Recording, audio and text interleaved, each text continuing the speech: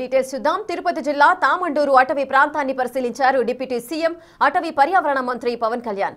అడవిలో మొత్తం 4 కిలోమీటర్లకు పైగా ప్రయాణించారు. 2 కిలోమీటర్ల మేర కాలినడకన ప్రతి చెట్టుని పరిశీలించారు.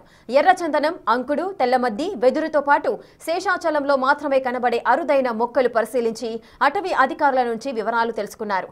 నేపిరయ్యర్ వద్ద టచ్ వాటర్ నుంచి మొత్తం అటవీ ప్రాంతం మొత్తం పరిశీలించారు. వెలిగొండ, శేషాచలం అటవీ సరిహద్దులు, స్వర్ణముఖి నది ఎక్కడి నుంచి ఉద్భవిస్తుంది లాంటి వివరాలను అధికారులను అడిగి తెలుసుకున్నారు. గుంటెమడుగు వాగు ఒడ్డున కూర్చొని పరిసరాలను ఆసక్తిగా తిలకించారు. వాగుకి ఇరువైపులా ఉన్న చెట్ల వివరాలపై ఆరా తీశారు. ఎర్రచందనం స్మగ్లింగ్ నిరోధక ఆపరేషన్స్ టాస్క్ ఫోర్స్, అటవీ సిబ్బంది కూంబింగ్ గురించి ఆసక్తిగా తెలుసుకున్నారు.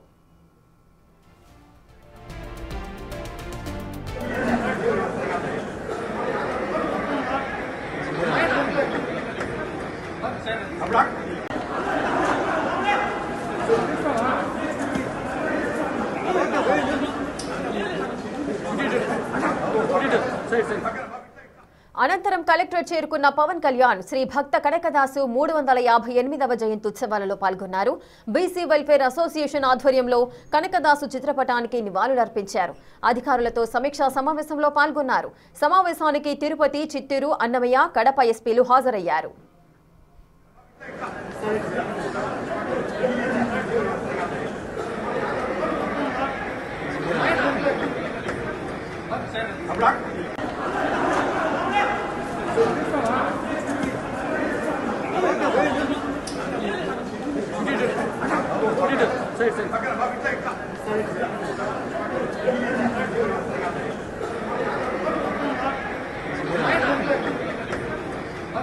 Abrak